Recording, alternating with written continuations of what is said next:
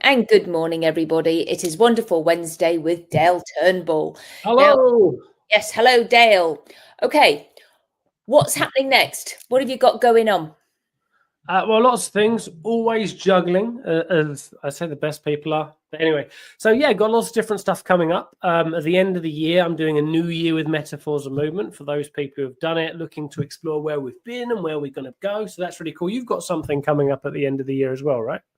I have. Well, it's right at the beginning of the year. So I fly to our wonderful UK on the 25th of December. Woo! I know. So I arrive on Boxing Day. And I know not many Americans necessarily know what Boxing Day is. But we get, and it's nothing to do with that bashing each other up.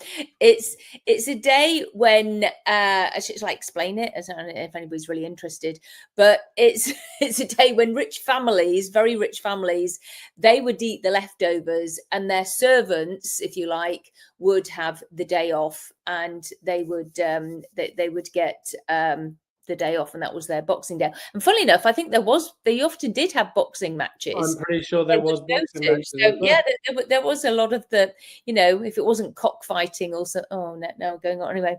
I don't know why I said that, but they did used to do that as well in Victorian times. Okay. I'm sorry. I don't know why you just cracked me up. You know the beyond word state, Claudia. The beyond word state. That's what right there. My husband is always saying you were just so embarrassing, and it's true. I never know what's going to come out my mouth. Anyway, so yes, so I'm going over to England. I'll see lots of my other family and friends, and then I am doing with Bob Burns, and so he's the creator of the Swan, and Sheila Granger. Oh my goodness, she is one hell of a businesswoman. Okay, we are doing I'm going to say a threesome now. That's even worse. All right, so there's the three of us. I don't know if I can. I'll just keep a note, Claudia. Don't you worry. I'll just keep a little note of.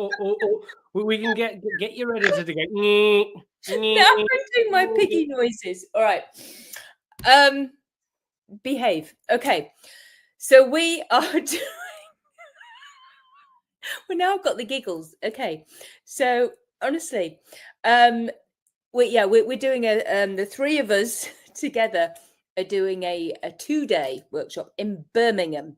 The wonderful Birmingham. Actually, I've never been to Birmingham. Have you? Cool. I've been through Birmingham. Wasn't the brightest city, but yeah, I got changed on a megabus when I was going up to university. I think we're all at a hotel in Solihull, which is just outside, which I know I think is near the train station. As I said, I don't know. I'll be there. It'll be the first time for me to go to Birmingham, and so we shall all be together there, and it'll be a lot of fun. And I know it's in person, but I know that people can join online as well, because Sheila has some really nifty equipment, and she can do that sort of thing. So yeah. Anyway, no matter what, it will be fun. There'll be fun in the evenings as well, because you got me, who's like an absolute nut job. Exactly. And you can't help but laugh, really. And then there'll be Bob, and I know he's going to be, that's him bringing his guitar, okay? Not his ukulele, when I'm cleaning windows. Oh, dear. Right, anyway, I think I'm just going to shut up, and I'm going to let you talk. I mean, what more is there to say? Sometimes expression without words is beautiful. And I mean, if anything, you probably brought joy to somebody's face who's like... I know. Well, that's if they watch it. I actually never know if anybody ever watches these, but I think they do. What would be cool is if you watch this, if you've got to 4 minutes 26, write down the time you leave or just before, just so we know if you've got this far. So 4 minutes 26, if you've got there, then people will skip and miss all Claudia's Claudianess. Oh, also all of Claudia's Claudianess. That's very good. That's very clever. Oh my goodness. Anyway, I tell you what, there is nothing like a good old belly laugh, because that is just, cheered me up no end. I mean, I've just cheered myself up.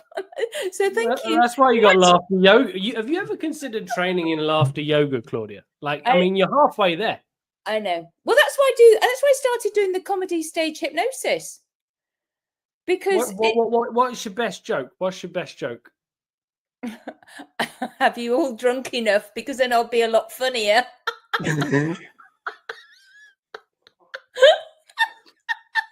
I don't know if that's even a joke. It's probably not, is it? No, I don't know. I don't like jokes. I think having real life situations and laughing about how ridiculous we are as human beings, because we can be just ridiculous. I think that's the funniest thing. Yeah, just reality, actually speaking what's actually there. Yeah. And but accidental innuendos, like I just did there. So I did actually read an interesting statistic that like they talk about how like women always like a funny man, but it's not necessarily that women like funny men. It's like women like men who appreciate their own funniness. So, for example, my wife thinks she's hilarious, and I think she's hilarious, and that's hilarious about that whole situation. So it's quite an interesting thing. The man doesn't need to be funny, but they just have to appreciate how funny the woman is. Yes, exactly. So I find myself very funny. I'm the funniest person I know. All of the funniest people say that. All of the funniest people say that. I don't. Well, I do. I mean, sometimes I do. I'll just burst out laughing about something, a memory or something, because I've got some very funny friends, and I've known them for a very long time. So it's like one of my friends, and I don't know if she'll ever watch this, so I think I can say this. So we were all on holiday together. So that's vacation for Americans, and she had just bought this new black beach towel. She was like kind of into like being trendy, you know, so it was black beach towel. Anyway, she hadn't washed it beforehand, and so she laid down and she had all this suntan lotion on, and then when she got up, she was laying on the fuzzy side of it. And she got up and she turned around and she was covered, all her legs, everywhere. She was just covered in this black fuzz from the towel. And I don't know, maybe it's just one of those things where you have to be there. But things like that just absolutely just crack me up. He said another word then. Because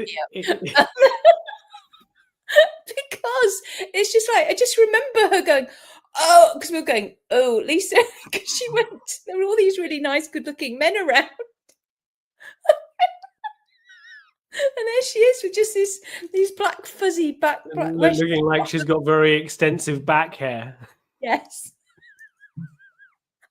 And it's, I don't know, it's just one of those things that when you're laughing at your friend, but fortunately she has such a good sense of humor. I mean, she was laughing as well, of course. So this is a really interesting thing, because I think in British or English culture, there's a big thing about laughing at your friends, and it's about, there's a level of insult, and it's almost as if you can take me insulting you, joking about you, obviously there's a level to it. We engage with that because we feel safe in the fact that we can take the pee out of you, you can take the pee out of us, you won't take umbrage. It's a really weird, interesting cultural dynamic, which I don't think exists in the Americas, a lot less at least. But it's really quite interesting.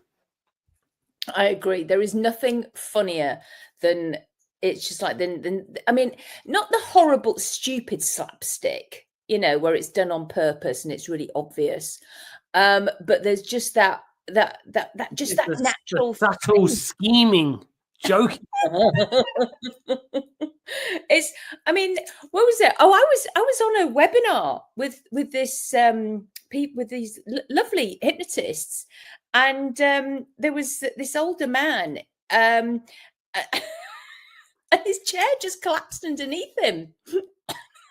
So we were like doing the bunny talk with, and all of a sudden there was a whole load of us on the call, and he was just on the floor. We just went, and it was like, "Are you okay?" but he was English, so he knew that I couldn't stop laughing. But anyway, he was fine. But it was just see that is a real good real life example of how the bunny talk process doesn't only impact you internally, it impacts the whole environment you're in and really breaks things down to a different level, you know. Thank you, Mr. Metaphors of Movement Man.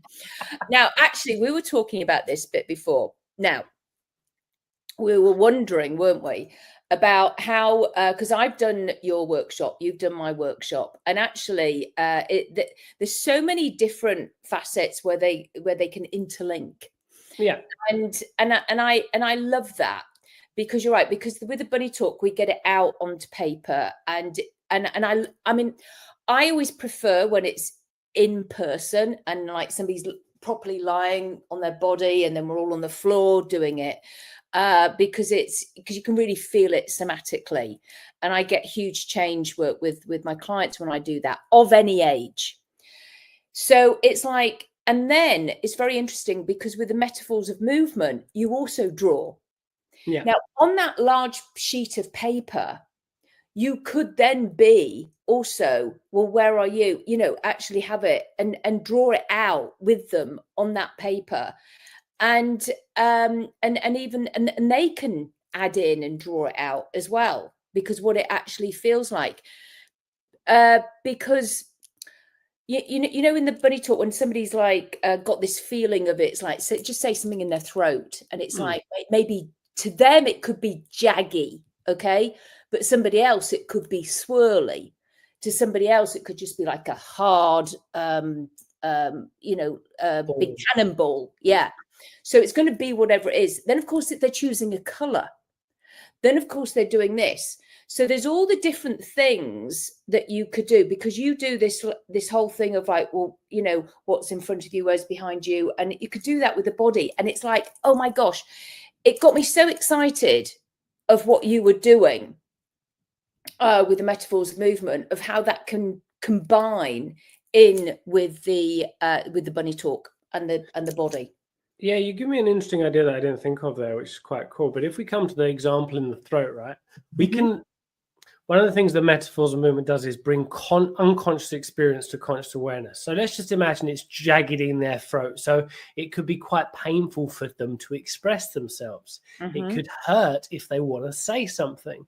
If it's a swirl, it could be they're going round and round in circles thinking about what they want to say. They can't express it. Or it could, if it's more of a void, it could suck. Whereas if it's a ball, it's pretty heavy. So their expression is pretty heavy. They might not be able to breathe. It's a bit of a burden for them. So we can actually think about how these things show up internally or externally, and we can communicate that. And also in the bunny talk process, when they actually change their diagram, let's say it was a ball in the throat. Okay, so it was a really heavy weight in your throat. You couldn't express yourself. You maybe struggled to breathe. And now you've changed that so you can actually speak freely. Now, this is different because I never say what it is. I let them say all this stuff. And so that's where it's like, and I ask them, what is it feel like? What are the emotions? So that they are actually owning it and saying it. And that is the slight difference, because you're perhaps making suggestions of what it is, and a lot of the time they are absolutely spot on, but then do you ever just like then quiet with it and let them expand on it? I mean, potentially. I think I would say the differential between the two. So by allowing somebody to just come to their own expression, I think can be very powerful. I also think it can be very useful for them to find their own words to express things. What I'm looking to do, as opposed to saying what it is, I'm looking to communicate in a style of language that they fully understand. Now, they can reject or accept whatever they like, but for me, I've struggled sometimes to be able to put words onto things, and men can sometimes struggle to articulate those things. So the metaphors of movement work doesn't necessarily tell people what stuff is, but it uses a language to get the person to realize more what's going on unconsciously and bringing that to conscious awareness. And it's up for them to accept or reject whatever they like. I'm not telling them that this is this way. Yeah. Yeah. So it's like, so, and I agree with you there, because I think I remember asking that question when I was learning it from you. Can we actually say, do tell me if this is right or wrong? And in fact, I do that anyway. If I ever do interject something, tell me if I'm right or wrong. But it's like, because we also know that sometimes there's just not enough words, and things is a feeling. And that's why, as I say, we'll have all the colors, the sounds, the whatever, which comes out onto the paper. Well, what's interesting, to add an additional element to that, so I recently did Gila Zach's handwriting analysis training, and one of the things that she talks about is the implements in which you use. Now, bearing in mind metaphors of movement, we can make certain considerations. So let's say someone's using a fountain pen, probably not with child work, but if someone uses a fountain pen to draw up, there's a certain elegance, there's a certain level of, I don't know, old-fashionedness, there's an antiquity around that. Ballpoint pens are a lot smoother. Are they using colored pencils? Are they using thick or thin? Broad? So we can look at, in stenography, it looks at the flare of the strokes. So as much as I wouldn't necessarily say this is that, if there's, I mean, let's just say in their throat there's a whole load of squiggles, that's probably a bit of a tangle. It's a bit of a mess, just as a description. Yeah. So you can not only look at what is the physical representation, you can also look at the tool that is used. For example, I always use, so those who have been to my Metaphors of Movement or done demos with me, I have mechanical pencils, because you can erase pencil, so therefore nothing is permanent. Now, I have an issue with that, because if it's not permanent, I can rub it out, I can correct it. So I don't like making solid decisions. In contrast, because if I write in pen, to get rid of it is messy, whereas if I erase it, it's different. So we can look at these stylizations. And I would say this is probably slightly more adapt with adults, because children just might not know the differences. And but also they're using what I've got. Exactly. But if the adult is then choosing and there's a broader selection, we can start to think, okay, what could those things potentially indicate? If someone is just using pencil, there could be, so out of curiosity, like, how do you feel about making things permanent? How do you feel like actually making concrete decisions and things that aren't changeable? I could ask that as just a general question to see what they say, just because of the use of the pencil could potentially denote certain things if they have an array of choices. So these are also fascinating things to consider. Well, they are, because I used to bring out chalk sometimes as well. So I've got chalk, felt tips, crayons, and it's quite interesting, because the chalk is often used because it then covers up, if they've covered things up in black. They can then use a coloured chalk, because it will cover up that where there was a black void, if you like, or a black hole, or a black heavy cloudy feeling, then they'll use chalk on top. So, well, what's also interesting about that, so if you look at, rather than the implement, they're looking to cover something over, or they're looking, something is not necessarily covered over, but something has been changed or whatever. And the chalk allows them to write over that. But if they start with chalk, like, I'm going to use adults because I've got more experience working with adults. Like, if I think of an adult, what does chalk mean? It's either very childish or something teachy. Normally, like, those are the two I fucking love a whiteboard. So, I mean, similar to pencil, right? There's a lack of permanence. So we can start to look at these things, and not to say, okay, this is what it means.